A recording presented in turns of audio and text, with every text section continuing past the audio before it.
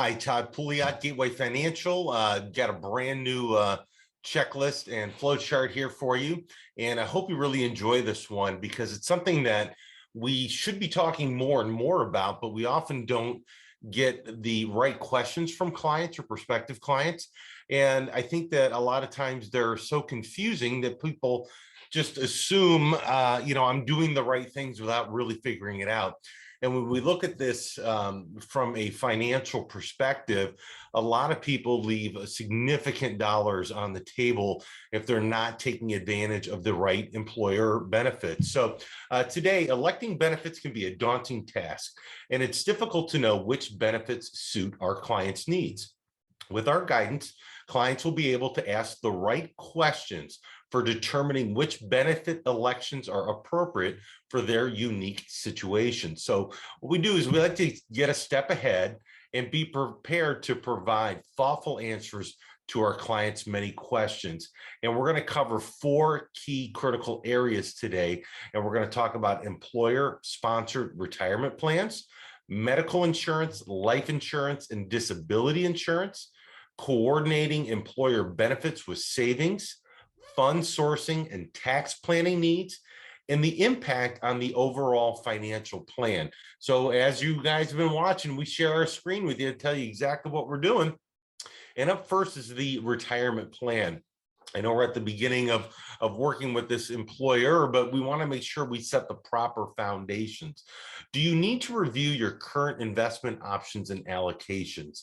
Look at your risk tolerance and goals and whether those investments offer appropriate diversification for your needs. Be mindful of plan fees and expense ratios. We've been doing this a long time, and we look at some of these 401k plans and we're like, fantastic, you've got an excellent plan. Wonderful options for you to choose from, and we can move forward relatively easy. Sometimes we see these plans probably have not been reviewed in 20 years, very high expense ratios, and don't have good investment options for you. So understanding that point just to start is a huge get off. And there's something called a summary plan description, an SPD, that you can give to us, and we look at it and we can put it in some software and figure out, are these good plans or are these not good plans? I still see mind-boggling enough that we see A shares inside of a 401k plan. There's some very inexpensive ways to get around those, and we don't see people speak up often enough to say, hey, is my 401k plan I have at work good? And again, I'm using that word 401k as a general bucket of all the different types of retirement plans, but make sure you get that summary plan description. Could be a 403b, it could be other different things, but we want to make sure that those investments have properly allocated, properly risk tolerance, and also risk capacity, which is a completely different, but are we doing the right things in the plan as step 1? Number 2, do we need to review retirement accounts and contribution types that are available to you? So mutual funds, and be mindful of shared and independent contribution limits. You may have different limits of 401k, 403b, 457. Be mindful of those and how they work together or independently. Determine your tax situation relative to your goals. So there's a lot of things that we've seen over the last decade. Many more plans are offering a Roth after tax and non-Roth contributions. We want to make sure that we have all those things prepared to you and make sure we're tracking certain things for possibility of backdoor Roth contribution. So some really great planning we can do there. Any in-plan Roth conversions or mega backdoor Roth options that may be available to you. Great conversations you can have. A lot of people don't know they have them available to themselves. And when applicable, catch-up contributions. So if you're over age 50, make sure that you have those available in your plan. We always come out here, we talk about 401k plans.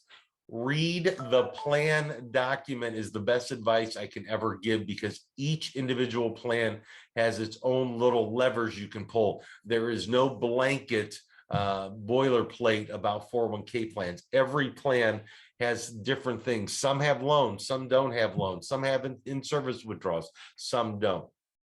Review employer contributions to your plan. Look at it, see if there's a vesting schedule. It could be a cliff or a graded vesting schedule. Again, that summary plan description will really help us out. And in fact, I didn't mention earlier, there's also a 408B2 disclosure that will talk a lot about some of the summary fees.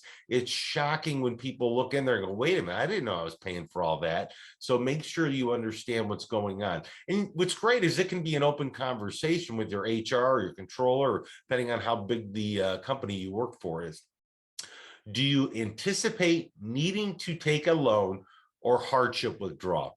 I am anti-loan for 401k plans. It's okay. That's my personal opinion, because there are hardship withdrawals. So understand the consequences of those options and the different rules. The reason why I'm not a big fan for loan provisions is if you are separated from employment, those loans have to be repaid almost immediately. And if not, they count towards income, and that can really have a detrimental effect on why you took the loan. And those repayment schedules and things can get out of hand real quick. Do you want to roll in an old employer-sponsored retirement plan or IRA to your current plan? This is a very high-level discussion. This is not a yes or no. Why do I want to do these things? This is really becoming an important topic with the Department of Labor. Understanding, and there we are, review the summary plan description to verify even if you can allow rollover contributions. And again, look at those fees and investment options and whether outside accounts are available to you. So again, that 408B2 disclosure, and are you operating the IRA the best way that you can? Rollovers to your plan may open up opportunities for backdoor Roth contributions. Again, this retirement plan area, it seems simple, but this can get extremely complicated very, very quickly. And we spent a ton of time talking about that. So that's usually something that can be handled. That's usually something clients come to us. What they don't come to us, but they should use a checklist like this, is the medical insurance side. Do you need to review employer-sponsored medical insurance options, health, vision, dental, that's available to you and your spouse? So consider factors like age, health, income, cash flow, and emergency fund when making your selection. Again, high deductible versus low deductible, high copay, low copay. Also, the availability for that HSA may be taken away if you choose a low deductible plan. So make sure you understand, what are those options? Why am I choosing this? And how does that impact my financial future? If you've been watching our channel, we talk a lot about HSAs. I love HSAs. If you are married and or have dependents, do you need to review the benefits of adding your spouse or your dependents to your medical insurance? Determine how much your employer will pay toward your spouse and or dependents coverage, and analyze those costs. You may have two separate family plans. You may be combined on one, much like I am. If your spouse or dependents are already covered elsewhere, determine what the factors will be and why changing or switching to your plan. Prescription coverage, providers, you like a specific doctor better, or you're on some sort of medication that may not be covered under one plan or the other. Do you need to review my HSA, HRA, or FSA? So a lot of people are familiar with the HSA because I talk about it all the time, on the FSA. Don't forget about the HRA, health reimbursement account. Starting to see a little bit more of those in smaller plans. Dependent care and or healthcare benefits provided by your employer. Take advantage of the HSA as much as you can. I love talking about those. Again, the FSA has that use it or lose it. So we want to make sure you're not overfunding that at the end of the year. Make sure you're taking advantage of those FSA contributions. Employer contributions to HRA, again, we're seeing more of these, demonstrates good health behaviors, reporting exercise activities, annual checkup, physicals. Be mindful of portability issues associated with that HRA. Typically, they're not portable. So we want to make sure that we have those. That's why I love the HSA. It's such an easy thing to use, and you always own it, and there's no use it or lose it provision. Also, the tax advantage going in, tax advantage growth, tax advantage on withdrawal for qualified medical purposes. Really just a great plan that I love. After I say that, I start thinking about maybe the IRS will catch on to us one day, but they all have it too. So I wouldn't be too mindful of that. Depending on how your employer's HRA documents were drafted, you may need to exhaust the HRA funds prior to using any FSA funds. So again, read the plan document. If using an HSA eligible high deductible health plan, are you utilizing the HSA as a savings tool? The investment allocation, if investments are available, of the HSA may need to factor in multiple uses for the fund, such as retirement goals and healthcare expenses. So, for example, we use HSA Bank, and we can link that to a TD Ameritrade at the custodian over there, and we can buy investments and coordinate that with the overall investment portfolio and really make that HSA sing, instead of just sitting there in a bank account or a HSA savings account, which isn't earning anything. We want to utilize the benefits of that HSA investment option. Okay. Maybe you able to use your HSA to reimburse yourself for medical expenses tax-free for you or your spouse or dependents in perpetuity. Wow, we can keep this thing going even farther and longer. Consider using the HRA and FSA funds first. Again, those are the use it or lose it should you change jobs or the end of the calendar year. And there it is, that triple tax savings advantage by HSAs. Tax planning opportunities relevant to your financial situation. I think tax planning is an all-year event. It's just not done in mid-April. Look at those HSAs and make sure you're available, make sure they're funded up, make sure you make those contributions either out of your check bi-weekly or monthly or however you're paid. And if you're short at the end of the year, it's a good tax planning opportunity to top that off at the end of the year. Life insurance. Boy, a lot of times people don't talk about this, but this is a big differentiator. Are you considering purchasing additional life insurance coverage through your employer-sponsored plan? Be mindful of portability issues. If your health changes in the future or you leave your job, you may be subject to the risk of reinsurability.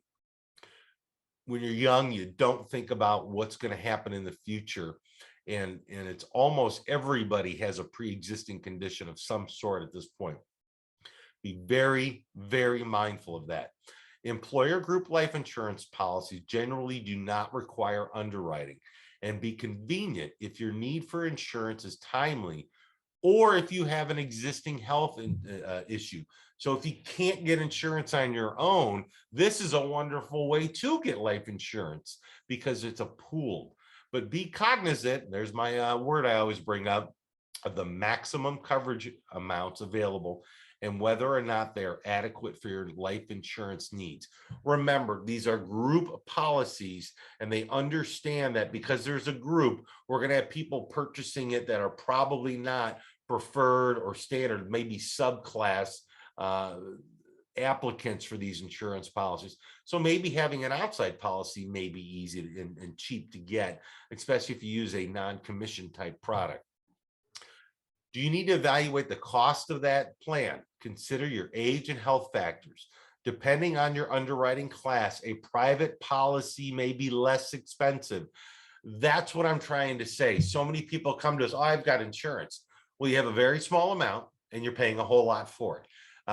That's two strikes against you. Let's go out into the world to somebody that has no affiliation and see if they can offer you life insurance at a really great discounted price, because we can go out and look at a lot of different policies that are out there.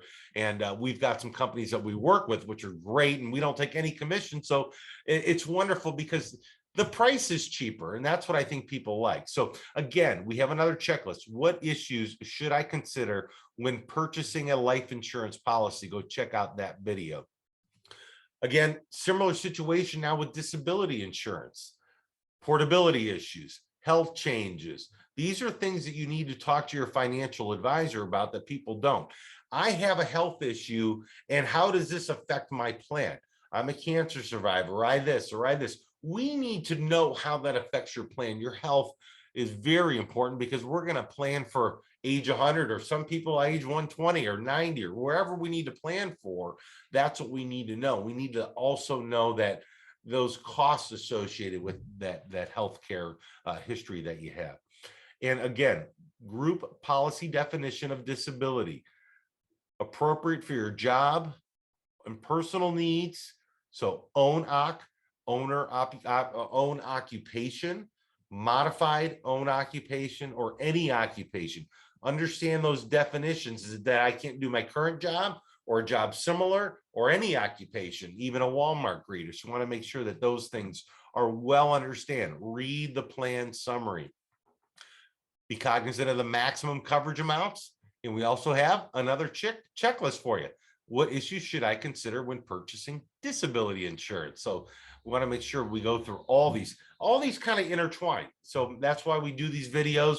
We let you absorb them as you want to, and we have these available through our office if you want to contact us. Do you need to evaluate your emergency fund in coordination with your employer-sponsored disability insurance? There's waiting periods before the funding of your emergency reserves, so be cognizant of that. Do you need to review the taxability of the employer-sponsored disability insurance? Consider how disability benefits associated with employer-paid premiums are fully taxable as income, and how that fits in with your personal tax situation. Understand that fully taxable as income. A lot of people think it's tax-free. It is not.